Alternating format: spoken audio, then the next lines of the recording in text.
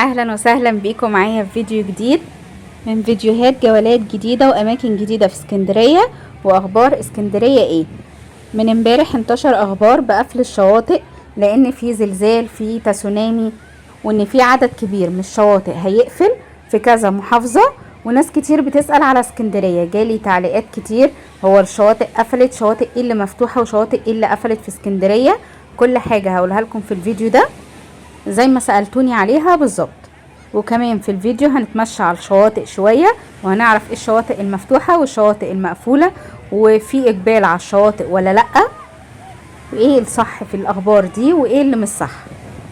بس قبل اي حاجة، لو اول مرة تشوفوا القناة ما تنسوش ان انتوا تعملوا اشتراك وتفعلوا الجرس ولايك للفيديو.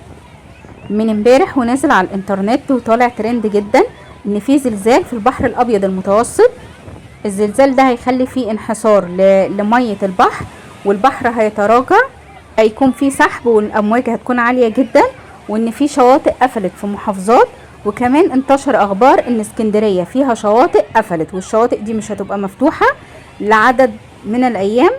وفي ناس كانت جاية تقضي اجازتها في اسكندرية مش عارفين ايه الشواطئ المفتوحة وايه الشواطئ المقفولة. الكلام ده فعلا هو حقيقي نزل في الاخبار، وبيقولوا فعلا ان هيبقى فيه ممكن زلزال، ممكن تسونامي، الله اعلم. هي لحد دلوقتي اخبار بس كحقيقة وكواقع البحر حلو قوي في اسكندرية. الجو حر، الجو مفهوش زي ما بيقولوا امطار رعدية لحد دلوقتي، والحمد لله ما حصلش اي حاجة من الحاجات دي. طب ايه الشواطئ اللي مقفولة والشواطئ المفتوحة؟ مفيش اي شواطئ قفلت، الشواطئ كلها مفتوحة.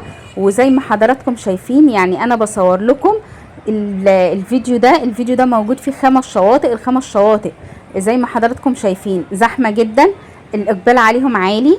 الناس كلها في البحر حالته كويسة جدا، مفيش اي مشاكل في الشواطئ ولا في اي حاجة من اللي اتقالت حصلت.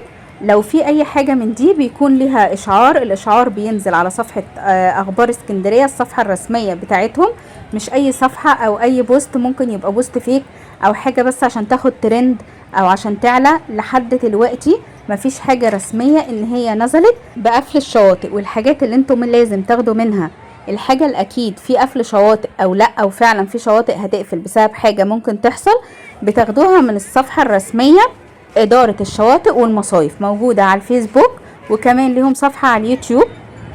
ودي بتبقى الإدارة المركزية المسؤولة عن الشواطئ في اسكندرية كلها، سواء شواطئ شرق أو شواطئ غرب، هي اللي بتكون مسؤولة عنها.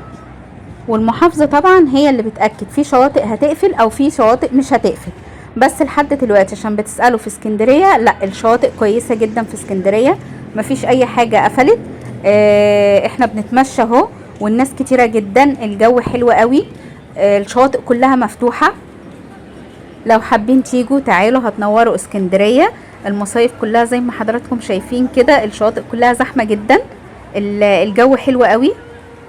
ولما بيحصل قفل للشواطئ ما يعني بتتعرف قبلها بيوم، مش في نفس اليوم بيقفلوا الشاطئ، يا اما اليوم الصبح بدري بيتعرف. يعني لو انتوا جايين هتعرفوا من قبلها، يعني مش هتيجوا على الفاضي.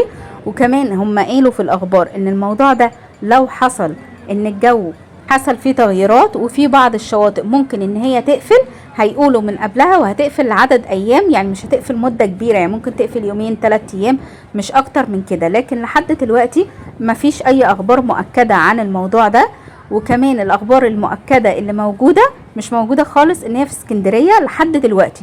هي في البحر الابيض المتوسط، ان المفروض ان الموضوع ده هو يحصل او زي ما بيقال يعني. لكن لحد دلوقتي اسكندرية امان، الشواطئ مفتوحة، الجو حلو، مناسب قوي ان احنا نصيف في اسكندرية. لو كنتوا جايين في اسكندرية ونازلين في اي شاطئ في اسكندرية، سواء في شواطئ شرق او شواطئ غرب، الشواطئ كلها مفتوحة، الشواطئ كلها في حالة كويسة. ولو في اي حاجة نزلت هتلاقوني في نفس اليوم بلغتكم. ان في شواطئ قفلت هتلاقوني بلغتكم بيها في نفس اليوم. وزي ما قلت لكم الحاجات دي بناخدها من الإدارة المركزية لإدارة الشواطئ والمصايف، ان في شواطئ فعلا هتقفل ولا لا. ودي طبعا بتعرف من اخبار الطقس، والطقس هو اللي بيقول ان لو فعلا في حاجة زي كده هتحصل بيبلغوهم وبينزلوا بيان رسمي بيها، ان مثلا بكرة هيتقفل شاطئ كذا وكذا او شواطئ كذا في اسكندرية هتبقى مقفولة اليوم ده. فطبعا هنزل لكم في نفس اليوم. النهارده حبيت ان انا اعمل لكم جوله كده في عدد من الشواطئ. ده شاطئ البروفاج، وشاطئ عصافرة المميز، وشواطئ سيدي بشر. اتمشينا كده على البحر وعلى الكورنيش. حبيت اوريكم قد ايه الناس هنا موجوده، الجو حلو قوي، الناس مستمتعه بشواطئ اسكندريه. مفيش اي شواطئ قفلت لانكم كلكم مخدودين، والناس اللي كانت جايه خايفه ان هي تيجي، والناس اللي فاكره ان هي المصيف بتاعها باظ خلاص. لا لا، كل حاجه مفتوحه، اطمنوا. مكملين في الصيف بتاعنا وفي الاجازه بتاعتنا، وهتستمتعوا ان شاء الله في الصيف. وزي ما قلت لكم احنا صورنا في شواطئ العصافرة وشواطئ ميامي وشواطئ سيدي بشر، وكل الشواطئ مفتوحة. وكمان صورت لكم شواطئ العجمي كلها مفتوحة، مفيش اي شاطئ او اي خبر عن شاطئ واحد اتقفل او في مشكلة في اي شاطئ. ده غير ان كمان بعض من الشواطئ اللي كان فيها اصلاحات في اسكندرية، في بعض منهم فتح، ابتدى يكون عليهم اقبال كبير اول ما فتحوا. تلاقوني كمان منزله منهم فيديوهات على القناه، ادخلوا واتفرجوا عليها. وكمان شاطئ العصافره، الشاطئ ده كان مقفول ورجع اتفتح تاني، صورته لكم، هنزل لكم ان شاء الله الفيديو بتاعه بكره، هيعجبكم جدا. وحبيت بالفيديو ده ارد على اسئلتكم، يا رب اكون وصلت لكم الحاجات اللي انتوا حابين تعرفوها وسالتوني عليها بالظبط. لو عايزين تعرفوا اي حاجه تانية اكتبولي في التعليقات. ولو اول مره تشوفوا القناه ادخلوا شوفوا الفيديوهات اللي عليها، وما تنسوش تعملوا اشتراك وتفعلوا الجرس. وهسيبكم تكملوا الفيديو وتستمتعوا بشواطئ وكورنيش اسكندريه، واشوفكم في فيديو جديد على خير، ومع السلامه.